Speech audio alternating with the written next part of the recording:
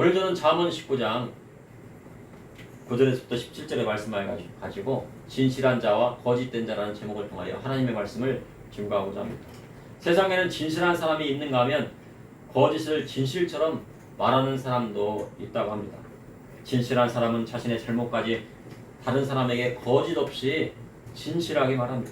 그러나 거짓말하는 사람은 자신의 허물을 밖으로 드러낼까봐 남도 속이고 자신도 속입니다. 그래서 사람이 진실한 친구를 사귀면 인생에 큰 힘이 된다고 합니다.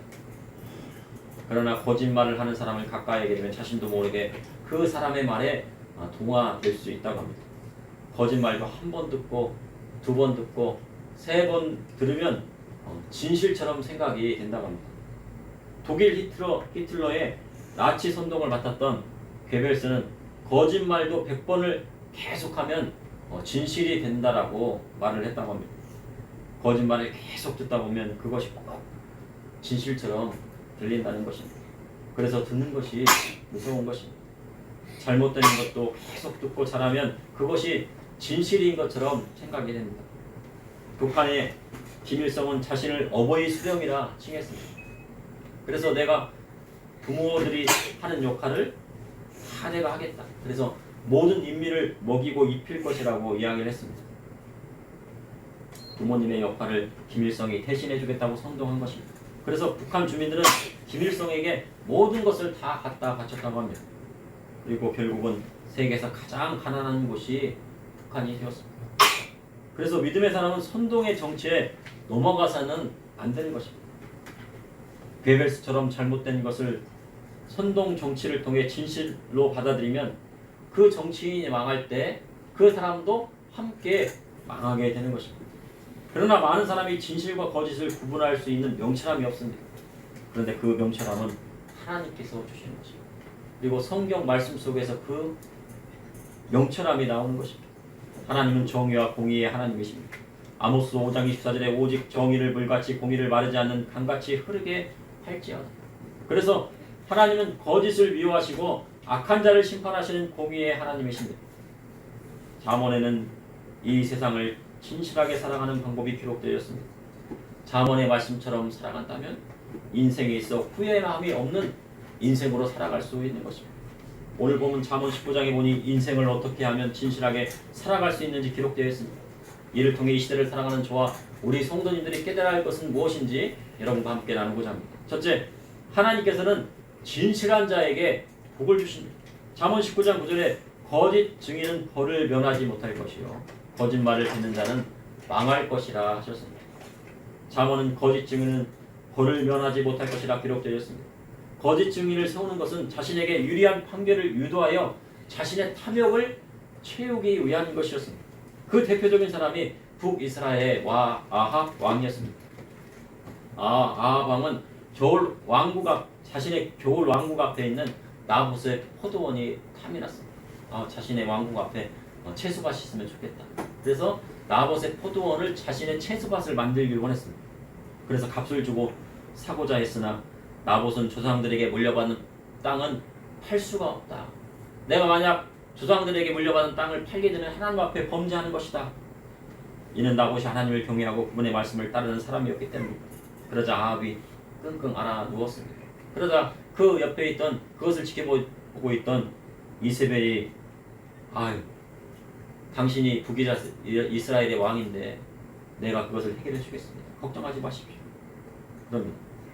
그리고 그곳에 있는 나봇이 살고 있는 장로에게 편지하여 거짓 증인을 세우고 나봇을 죽였습니다. 그리고 그 땅을 차지했습니다. 끙끙 앓고 있던 사람이 어떻게 해요? 밥도 안 먹고 막요 단식하고 금식하고 그냥 쫄쫄 굶고 있던 사람이에요. 갑자기 나봇이 죽었다는 이야기를 또 어떻게 해요?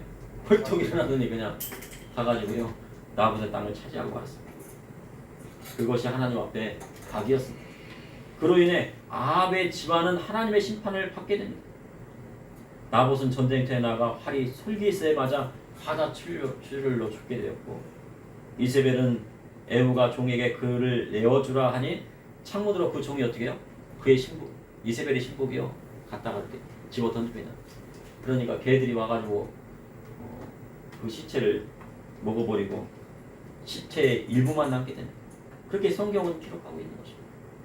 바로 하나님 앞에 거짓된 자가 얼마나 큰 심판을 받게 되는지 나와 있는 것입니다. 그리고 거짓 증인은 벌을 면하지 못합니다. 거짓말을 하는 사람보다 더 나쁜 것은요, 거짓 증인을 서는 것입니다. 그래서 믿음의 성도는 절대로 거짓 증인을 서서는 안 됩니다. 그리고 재판에 가서도 위증한 사람은 벌을 받게 되어 있습니다. 그런데 성경은 거짓말을 뱉는 자는 망하리라 하셨습니다. 거짓말하는 버릇은요, 쉽게 고쳐지지 않습니다. 세상의 습관을 가지고 있다가 예수님을 믿고 교회에 나오지만 거짓말하는 습관은 쉽게 고쳐지지 않습니다. 내가 예수님 믿기로 교회에 나왔지만 옛날에 과거에 거짓말하는 습관이 있었으면요, 잘 고쳐지지가 않습니다. 성령 충만하면 고쳐져요. 근데 성령 충만이 떨어지면 어떻게 됩니까? 옛날 그 버릇이 어떻게 해요? 다시 슬슬 기어나오게 되는 것입니다. 그래서 3살 버릇 여든 간다는 말이 있듯이 거짓말하는 습관도 쉽게 없어지지 않습니다. 그래서 성령님의 고쳐주심을 바라야 합니다. 그런데 거짓말하는 사람이 집에 들어오면 그 집안은 어떻게 됩니까? 망하게 됩니다. 풍비박산이 납니다. 그래서 특히 배우자를 고를 때는 그 사람이 진실한 사람인가 거짓말하는 사람인가를 잘 봐야 합니다. 하지만 그 사람이 진실한지 거짓을 말하는지 구분하기가 참으로 쉽지 않습니다. 삼손은 기생 드릴라에 빠져버렸습니다. 드릴라가 하는 말은 다 진실 같다고 했습니다. 드릴라가 삼손을 왕처럼 떠받들고 삼손을 진심으로 정말 진실하게 사랑해 주는 것처럼 생각했습니다. 그러나 그것은 삼손의 오판이었습니다. 드릴라는요, 거짓이 가득 찼습니다. 삼손을 사랑한 이유는 뭐였습니까? 돈 때문이었어요. 그래서 삼손이 잘못된 결정을 하게 된 결과 혹독했습니다. 어떻게 했습니까? 두 눈이 다 뽑히고 큰 돌을 분류하는 신세가 되었습니다. 남자가 거짓된 여자를 만나게 되면요, 두 눈이 다 뽑히고 처량한 신세가 되는 것입니다. 그래서 배우자를 고를 때는 아주 신중해야 됩니다. 기독교의 결혼관 중에서 자신이 아무리 마음에 드는 사람이 있어도 부모님의 허락을 맡아야 됩니다. 이는 상대가 정말 진실한지 아니면 속이고 있는 사람인지 어른들의 눈은 속일 수가 없기 때문에. 왜냐하면 어르신들은 부모님은 특히 인생을 오래도록 살아왔기 때문에 어떤 사람이 진실한지 어떤 사람이 거짓인지를 다 알게 됩니다. 신랑감이든 신부감이든 누구한테 데리고 가야 돼? 부모님께 가서 허락을 맡아야 되는 것입니다. 그러면 실수가 없습니다. 잠언 19장 10절에 미련한 자가 사치하는 것이 적당하지 못하거든 하물며 종이 방백을 다스립니다. 사치란 필요 이상의 물건이나 돈을 사용하거나 자신의 분수에 맞지 않게 생활하는 것을 사치한다고 할 수 있습니다. 사지 않아도 되는 것을요, 충동 구매를 통해 물건을 사고 돈을 쓰는 것을 사치라 할 수 있습니다. 사치 또한 거짓말처럼 습관과도 같습니다. 거짓말이 습관처럼 나오는 것처럼 사치하는 것도 습관처럼 되는 겁니다. 그래서 사치하기를 좋아하는 사람은 습관처럼 돈을 쓰는 것입니다. 그런데 여자 중에서는요, 명품 가방에 목을 매는 경우가 있다고 합니다. 그래서 명품 가방만 보면은요, 몇백만 원짜리를 보면은 자기 돈을 다 들여서 카드빚을 내서라도 그것을 사고 싶어 하는 것입니다.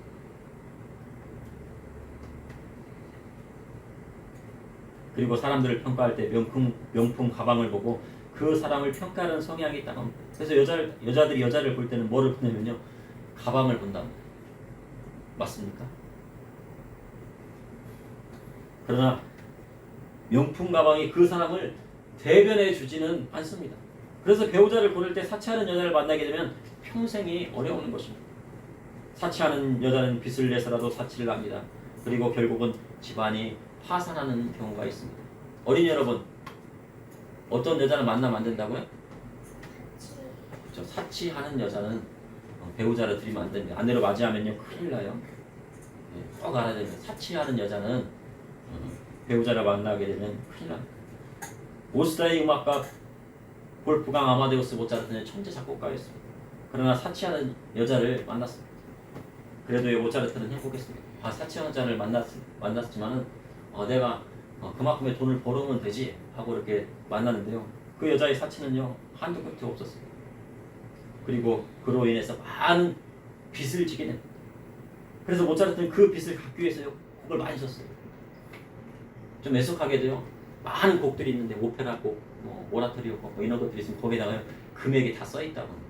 이건 얼마짜리, 이건 얼마짜리. 그래서 빚을 갚아야 돼. 단기간에 많은 곡을 쓰려니요 쉬지 못했어요. 그리고 결국은 어떻게 했어요? 쉬지 못하니까 어떻게 해요? 뭐가 옵니까? 병들게 되죠. 그러다가요 마지막 순간까지도 곡을 작곡했어요. 그것이 바로 레퀴엠이라는 곡이에요.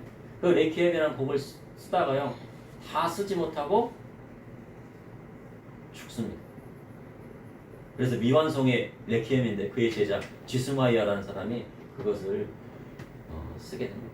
근데 뭐 살리에리라고 하는 사람이 이제 독살설도 있지만 그것은 이제 이야기에 불과하고 아마 이 모차르트는 쉬지 못하고 병으로 인하여 죽게 되었던 것 같습니다. 미련한 자가 사치하는 것이 적당하지 못하거든 하물며 종이 방백을 다스림이니 쉽게 말해 미련한 자가 사치하는 것이 종이 방백을 다스리는 것 같다는 것입니다. 방백은 히브리어로 사르로 주관자 그리고 통치자 왕이라는 그런 뜻이 있습니다. 그런데 종이 누구를 다스린다고요? 왕을 다스리거나 장관을 다스린다는 그런 뜻입니다. 종이 왕을 다스리고 종이 주권자를 다스린다는 것이 얼마나 황당한 일입니까? 현재 전문가들은 세계적인 경제 위기가 오고 있다고 하나같이 말하고 있습니다. 지금은 어떻게 돼요? 돈 쓸 때가 아니고요. 돈을 모아둬야 될 때. 왜냐면 경제 위기가 오기 때문에. 현금도요 집에다가 쌓아놓고 모아두라고 이야기를 하고 있습니다. 그래도 사치하던 습관이 있던 사람은요 그 습관을 버리기가 어렵습니다. 나라도 마찬가지입니다. 씀씀이가 커지고요. 많은 곳에 지출을 많이 하다 보니까 그 씀씀이를 줄이기가 쉽습니까? 쉽지 않습니까? 쉽지 않아요. 그래도 어떻게 해요? 그 씀씀이를 줄여야지 천문학적인 빚을 어떻게 해요? 갚을 수가 있는 거예요. 빚지면 갚아야 돼. 뭘로 갚아야 돼? 돈으로 갚으면 돼. 뭘로 더 갚아야 돼? 원화로 갚습니까? 엔화로 갚습니까? 위안화로 갚습니까? 달러로 갚습니까? 달러로 갚아야 돼요. 달러 빚이요. 그래서 그 나쁜 습관은 종이 나라를 다스린 것 같은 모양새를 하는 것이라고 성경은 기록하고 있습니다. 그러니 얼마나 우스운 일이 되겠습니까? 종밖에 안 되는 사람이요 나라를 다스리면요 나라가 뭐가 돼요? 빚더미에 앉게 되는 거예요. 그래서 좋은 지도자는 어떤 지도자예요? 씀씀이를 줄이고 방망한 경영을 해서 나라빚을 갚는 지도자가 좋은 지도자가 되는 것입니다. 그 성경에 나와 있는 것입니다. 잠언 19장 11절에 노하기를 더디하는 사람이 사람의 슬기요 허물을 용서하는 것이 자기의 영광이라. 진실한 사람은 노하기를 더디합니다. 참고 또 참고 또 참고 인내하고 인내합니다. 그렇다고 전혀 노하지 않는다는 것이 아니에요. 참고 인내하고 있다가 꼭 필요할 때는 노하는 것입니다. 예수님께서는 공생의 기간에 많은 사람을 사랑으로 대해주셨습니다. 그리스도의 복음의 말씀대로 가르치고 병자를 고치고 가난한 사람을 먹이셨습니다. 그런데 예루살렘 성전에서 물건을 파는 사람들을 보시고는 노끈을 채찍으로 만들었어요. 아버지의 집은 장사하는 곳이 아니다라고 다 내쫓아버렸어요. 장사하는 집으로 만들지 말라 하시면서요 사람들을 쫓아내셨어요. 예수님은 사랑으로 대할 때는 사랑으로 대했지만요 화를 내실 때는요 화를 내셨어요. 화를 내야 할 때는 내야 합니다. 자식이 잘못된 길로 갈 때는 화를 내고 훈계를 해야 올바른 길로 가는 것입니다. 오늘 뉴스에 보니까 어떤 학생이 선생님한테 안 좋은 욕을 했답니다. 그래서 아버지가 가가지고요 그 아이를 그냥 혼을 냈다는 거예요. 그래서 많은 사람들이 이제 그 아이에 대해서 그 부모에 대해서 이제 이렇다 저렇다 얘기를 한 것입니다. 잘못하면 어떻게 돼? 혼나야죠.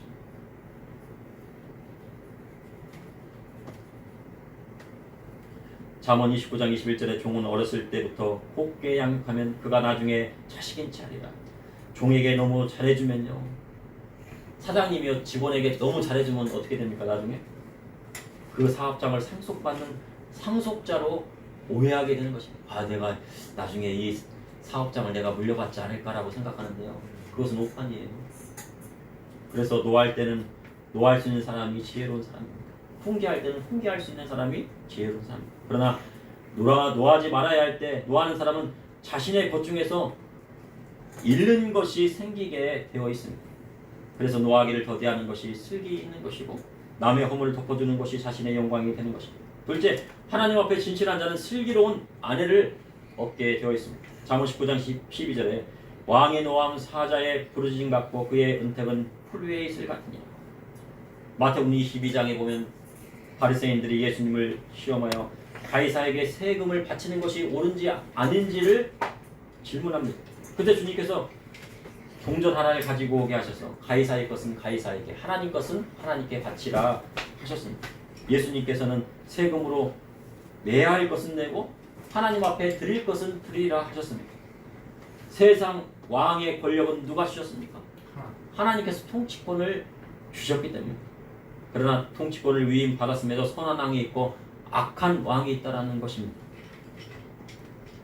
그러니 나라의 세금을 내어 권력자로 하여금 국가를 통치할 수 있도록 도와야 신앙의 자유도 오는 것입니다. 세금을 내면 어디에 쓰입니까? 국방에 쓰이는 거죠. 무기도 사고 전투기도 사고 적들이 침범하지 못하도록 열심히 군대를 훈련시키고 그리고 국민들의 재산을 보호해준다. 그럼 그 사람한테 세금 내야 되겠으면 안 내야겠어요? 내야죠. 국방에도 신경 안 쓰고요. 적들이 쳐들어오든지 말든지 그냥 도둑이 있든지 말든지 그럼 어떻게 해요?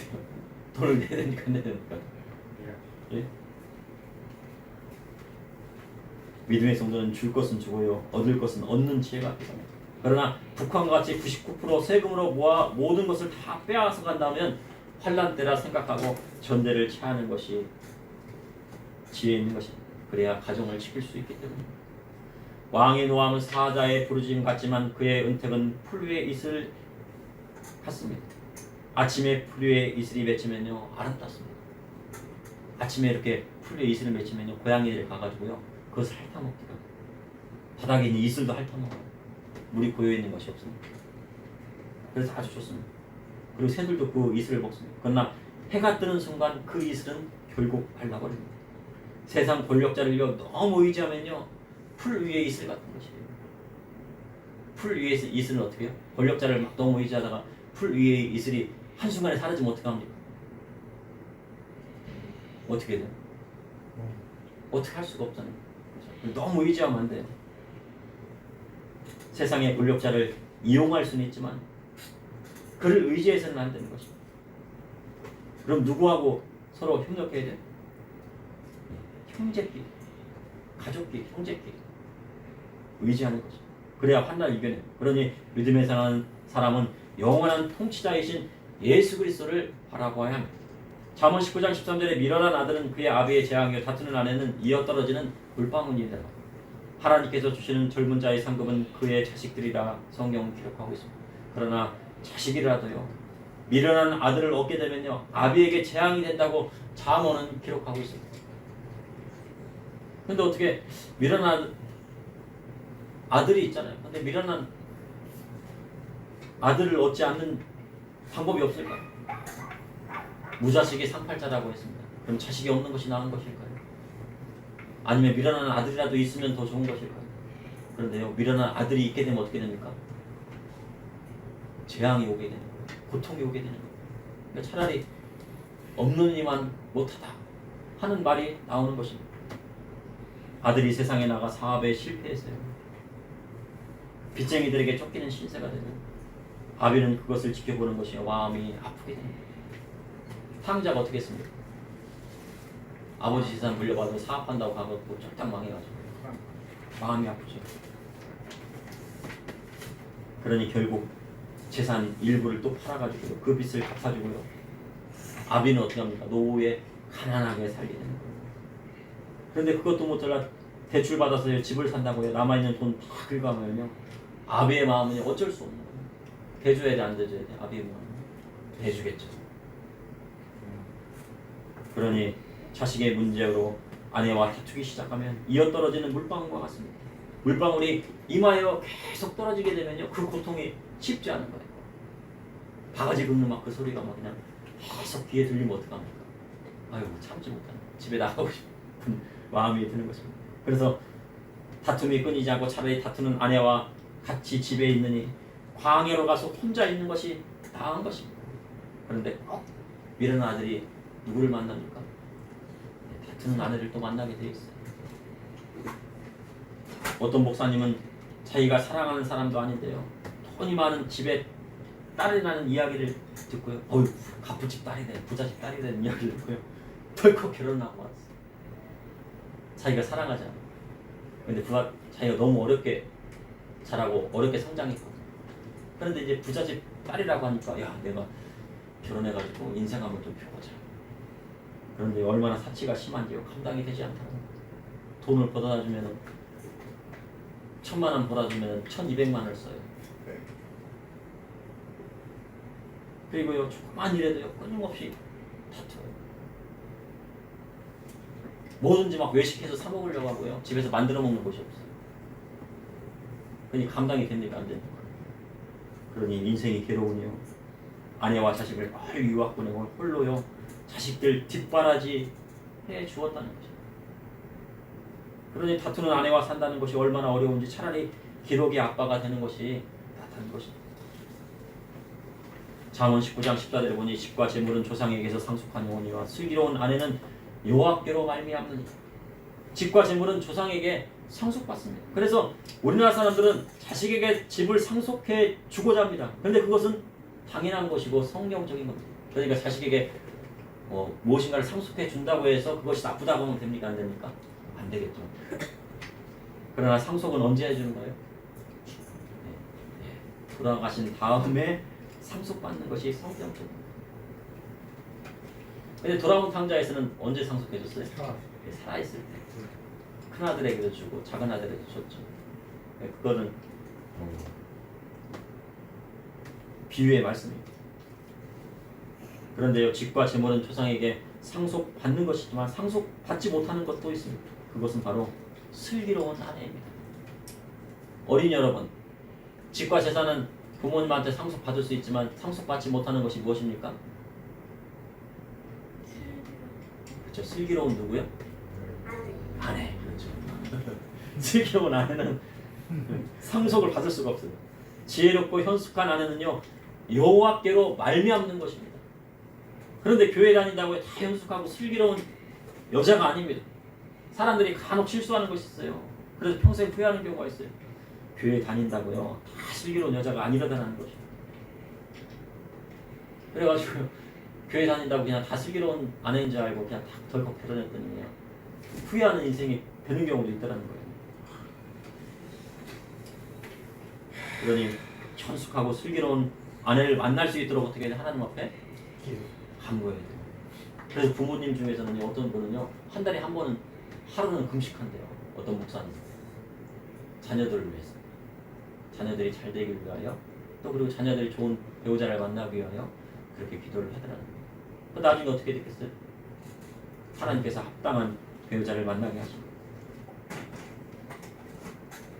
그러니 현숙하고 슬기로운 아내를 만날 수 있도록 하나님 앞에 간 거예요.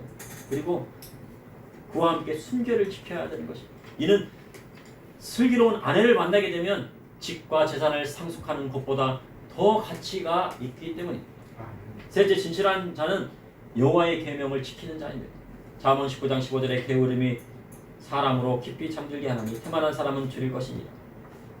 게으름이 사람을 깊이 잠들게 한다고 성경은 기록하고 있습니다. 성경의 게으름은 뭐라고 했어요? 죄입니까? 죄가 아닙니까? 죄라고 기록되어 있습니다. 게으름으로 인하여 가난이 오게 될 것을 성경은 기록하고 있습니다. 하나님께서 범죄한 아담에게 내리신 벌은 땀 흘려 일하여 먹을 것을 먹으라 하신 것입니다. 땅을 일구고 땅을 흘려 채소를 가꾸고 그것에 나는 산물을 먹어야 건강한 것입니다. 그러나 땀 흘리지 않고 먹는 것은 건강에 좋지 않습니다. 그런데 태만한 사람은 줄일 것이라 하셨습니다. 태만이란 열심히 하려는 생각이 없고 게으르는 것입니다. 그러니까 뭐든지 어떻게 해야 돼요? 열심히 해야 돼요. 열심히 안 하는 것은 뭐라고요? 태만, 게으른 것. 무엇을 하나 하더라도 막 성경을 읽으려고 열심히 해야 돼요. 예배를 하나 드리려고 열심히 해야 돼요. 공부를 하나 하더라도 열심히 공부해야 돼요. 요리를 하나 하더라도 어떻게 해야 돼요? 열심히 정성껏 하는 것이 중요한 거죠. 믿음의 사람은 인생을 대충대충 살려고 해서는 안 됩니다. 악한 세상의 세월을 아껴야 합니다. 믿는 자로 세상에 할 일이 많은데 게을러서는 안 됩니다. 열심히 기도하고 전도하고 하나님 말씀 보고 학생은 하나님의 영광을 위하여 공부하는 것입니다. 공부를 왜 하는 거예요? 공부 왜 해요? 하나님의 영광을 그렇죠. 정답. 하나님의 영광을 위하여 공부하는 사람은요 지혜를 주시는 거예요. 아 내가 돈 벌려고 저희 공부하면요 지혜를 주시지 않아요. 내가 잘 살려고요? 내가 좋은 배우자 만나려고 배우자 만나는 건 아닙니다. 성경에 기록되어 있잖아. 내가 좋은 배우자 만들려고 공부해서 좋은 배우자 만나서요? 만나요. 못 만나요. 하나님의 영광을 위하여 공부할 때 하나님께서 지혜 주시고 참된 길로 허락하여 주시고 잠언 19장 16절에 계명을 지킨 자는 자기 영혼을 지키는 자거니와 자기 행책을 삼가지 아니하는 자는 죽으리라. 계명을 지킨다는 것은 구약 성경의 십계명을 말합니다. 그리고 신약 성경에는 그리스도의 복음의 말씀을 말씀하고 있는 것입니다. 그러니 계명을 지키는 자마다 자기의 영혼을 지키는 자가 됩니다. 그러나 자기의 행실을 삼가지 않고 하나님의 말씀을 지키지 않으면 그 마음속에 악한 영이 역사하게 되는 것입니다. 십계명의 제7에 간음하지 말라 하셨는데 간음을 행하고 음란하면 무슨 귀신이 들어요? 음란 귀신이 그 마음속에 들어갑니다. 살인하지 말라 하셨는데 살인하면 무슨 영이 들어가요? 살인의 영이 그 마음속에 역사하는 거예요. 살인자의 눈빛은 어떻습니까? 보셨어요? 요즘은 막 닭 신상 공개를 해갖고 닭 쓰잖아요. 그 눈빛이 다르잖아요. 살인자예요. 뭔가 쉬운 것 같잖아요. 도둑질 하지 말라 하셨는데 도둑질하면 어떻게 합니까? 도벽이 생기는 거예요. 저는요 신기한 걸 봤어요. 바로 옆에 앉아있는 사람 친구의 물건까지도 훔치더라고요. 그리고 나중에 그 사람을 위로해줘요. 왜 너 물건 훔쳐가서 어떻게 잃어버려서 어떡하니? 제 생각에는 이 사람이 훔친 것 같아요. 그 뭐가 있는 거예요? 도벽이 있는 거예요. 친구의 물건이라도 보면은요. 왜요? 도적질 하는 마음이 있었기 때문에 그 마음 가운데요. 악한 영이 들어간 것입니다. 나중에는 어떻게 되겠습니까? 결국은 감옥에 들어가게 되어 있습니다. 그리고 거짓 증거하지 말라 하셨는데 자꾸 거짓 증거하면요. 거짓의 영이 그 마음 가운데 사로잡아요. 그리고 내 이웃의 집을 탐하지 말라 하셨는데 자꾸 탐하기 시작하면 탐욕의 마음이 자라기 시작합니다. 현대인들은 어떡합니까? 다른 사람이 집 산다고 하니까 탐나는 마음이 들죠. 다른 사람이 차 산다니까 막 탐욕의 마음이 들죠. 다른 사람이 좋은 곳 있다고 하니까 탐욕의 마음이 들죠. 그럼 자꾸 탐하면 어떻게 됩니까? 그 마음 가운데 탐욕의 마음이 불릴 듯 일어나게 되는 거죠. 그러니 하나님 말씀대로 자기 행실을 삼가야 그 영혼이 죽지 않는 것입니다. 잠언 19장 10절에 가난한 자를 불쌍히 여기는 것은 여호와께 구워드리는 것이니 그의 선행을 그에게 갚아주시리라. 가난한 자라고 다 가난한 자가 아닙니다. 성경에 가난한 자에 대해 기록하고 있는데 성경에 나타난 가난한 자는 누구입니까? 가난한 고아와 과부와 나그네와 그리고 가난한 레위인이 있습니다. 만약 그들에게 형제나 친척이 있으면 누가 도와야 돼요? 형제와 친척이 먼저 돕게 하는 것이 하나님의 뜻입니다. 근데 사람들은요 가난한 자는 다 도와주려고 해요. 그러면 안 돼요. 이분이 가난해. 그런데 자식이 막 잘 살고 있어요. 그럼 어떻게 됩니까? 자식을 훈계하고 책망해서요. 부모에게 자식의 도리를 할 수 있도록 이끌어주는 것이요. 우리가 해야 될 사명이에요.